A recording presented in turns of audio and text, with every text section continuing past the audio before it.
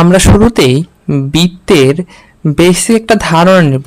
আমরা যেহেতু আস্তে আস্তে কনসেপ্টের দিকে আগাবো, তার আগে বৃত্তের যে বেসিক ধারণাটা আছে, যে বৃত্তের বিভিন্ন সমীকরণ, এটাকে একটু খুব সুন্দরভাবে একটা বেসিক একটা ধারণা নিয়ে নেব।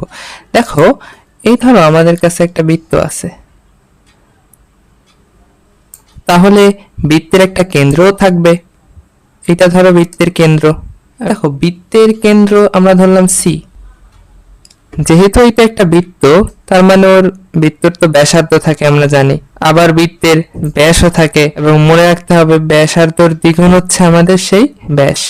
এইটা ধরো আমার ব্যাস, ঠিক আছে? তাহলে কারো সমস্যা থাকার কথা না, এটা আমরা সবাই জানি। দেখো, আমি যদি একটু মার্কিং করে দেই, তাহলে তোমাদের হয়তো একটু বোঝার ক্ষেত্রে সুবিধা হবে। এটা হচ্ছে আমাদের ব্যাসার্ধ, আবার এইটা হচ্ছে আমাদের ব্যাস, যেটাকে প্রকাশ করা হয় ডি দ্বারা। ডি মানে হচ্ছে ডায়ামিটার, আর সেটা হচ্ছে 2 গুণ ব্যাসার্ধ। এটা আমাদের আশা করি সকলের ভিতরে এই জিনিসটা নিয়ে কনসেপ্টটা ক্লিয়ার আছে। আর বৃত্তের কেন্দ্র হচ্ছে সি। সি হচ্ছে একটা কেন্দ্রে একটা ভুজ থাকবে এবং কোটি। এটা এই বেসিক ধারণাটুকু আশা করি আমাদের সকলের ভিতরেই আছে। তাহলে এবার আমরা খেয়াল করব, দেখো বৃত্তের সমীকরণ নিয়ে যদি কথা বলি, তাহলে দেখো বৃত্তের সমীকরণের ভিতরে আমরা একটা সমীকরণ জানি, যদি নাও জানি তাহলে আজকে জেনে নেই। x minus H whole square plus Y minus K whole square equal to R square. এখানে দেখো আমরা কি লিখছি, এই যে এইচ লিখলাম আর কে লিখলাম। এই যে এইচ আর কে লিখলাম, এই এইচ আর কে হলো আমাদের ভুজ এবং কোটি, কিসের?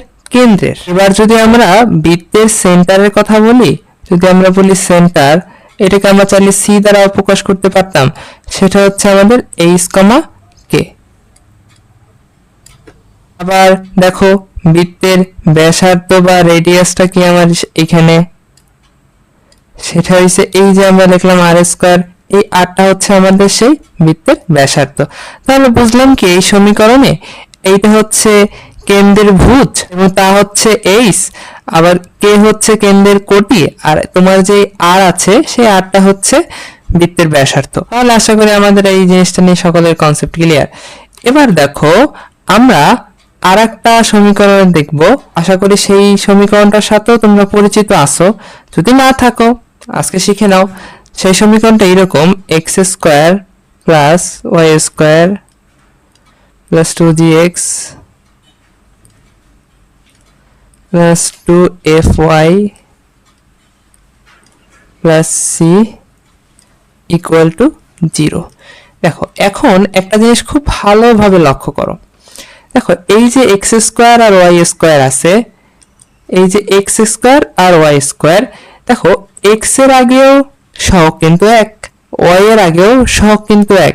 সবসময় মাথায় রাখবা, বৃত্তের যখন সমীকরণ নির্ণয় করবা, তখন বৃত্তের সমীকরণ হতে হলে কিন্তু এক্স স্কোয়ার আর ওয়াই স্কোয়ারের সহগ কিন্তু একই হতে হবে, এবং সেই সমীকরণটাতে কিন্তু এক্স ওয়াই সম্বলিত কোনো পদ থাকবে না। এই জিনিসটা মাথায় রাখবা, ঠিক আছে? তাহলে দেখো, এক্স স্কোয়ারের আগে আছে সহগ এক, ওয়াই স্কোয়ারের আগেও আছে সহগ এক, তাহলে এই জিনিসটা ঝামেলা নাই। আর এইখানে এক্স ওয়াই এর কোনো পদ নাই, তার মানে এটা বৃত্তের সমীকরণ। এই জিনিসটা ভালোভাবে মাথায় রাখবা। আর তোমরা যখন কোনো বৃত্তের কেন্দ্র বের করতে চাও বা সি এর মান বের করতে চাও, তখন করবা কি, এই যে এক্স স্কোয়ার আর ওয়াই স্কোয়ারের আগে যদি সহগ ধরো এখানে 4 থাকতো, এখানেও যদি 4 থাকতো, তাহলে ওই টোটালটা দিয়ে ভাগ করে এক্স স্কোয়ার আর ওয়াই স্কোয়ারের আগে সহগ এক নিয়ে আসবো। তাতে তুমি যাই বের করতে চাও না কেন, সেটা বের করার ক্ষেত্রে তোমার সুবিধা হবে। বুঝলাম আশা করি। এই সমীকরণটা দেওয়ার পর যদি আমাদেরকে বলা হয় যে এই যে বৃত্তটা আছে, এটার সেন্টার বা কেন্দ্র কত, এটার কেন্দ্র হবে মাইনাস জি কমা মাইনাস এফ। এবার আমাদের ভিতরে এই যে কেন্দ্র বের করার সময় না একটা কনফিউশন সবসময় লেগে থাকে, যে এই যে আমরা যখন কেন্দ্র বের করব, তখন আমরা কিভাবে কেন্দ্রটাকে বের করব আদর্শ একটা সমীকরণ থেকে। ধরো আমরা এই মাইনাস জি এর কথাই চিন্তা করি। দেখো, মাইনাস জি হচ্ছে আমাদের কেন্দ্রের ভুজ, ঠিক আছে? তাহলে এটা কি হবে দেখো, এটা হবে এরকম, তুমি দেখো এক্স এর আগে সহগ আছে কত, এক্স এর আগে এটা সহগ আছে টোয়াইস বাই নিচে ভাগ দেবো আমরা -2 দ্বারা। আবার -f এর ক্ষেত্রেও একই, দেখো y এর আগে সহগ আছে 2f, নিচে ভাগ দেবো -2 দ্বারা। এবার চলো তাহলে আমরা একটা উদাহরণের মাধ্যমে বিষয়টাকে ক্লিয়ার করি। দেখো আমাদের কাছে একটা সমীকরণ আছে এরকম, লিখি দেখো,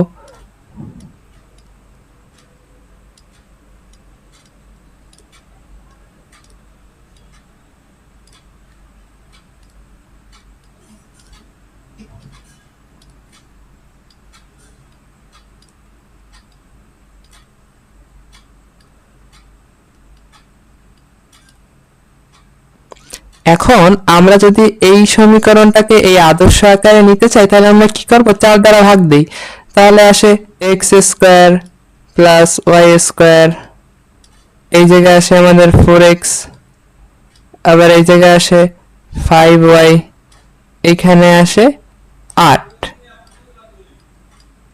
তাহলে দেখো এইটার আগেও কিন্তু সহগ 1, এই ওয়াই স্কোয়ার আগেও অবশ্য সহগ 1। তাহলে আমাদের এখানে কেন্দ্রটা কত হবে, যদি আমরা সেন্টারের কথা চিন্তা করি, এইটা দিয়ে খেয়াল করো, -g হচ্ছে আমাদের সেই সেন্টার। তাহলে খেয়াল করো এখানে x এর আগে সহগ আছে 4, তাহলে x এর আগে সহগটা উপরে বসালে নিচে যদি -2 দ্বারা ভাগ দেই তাহলে আমাদের জিনিসটা আসে হচ্ছে -2। একইভাবে কোটির মানটা আসে -5/2।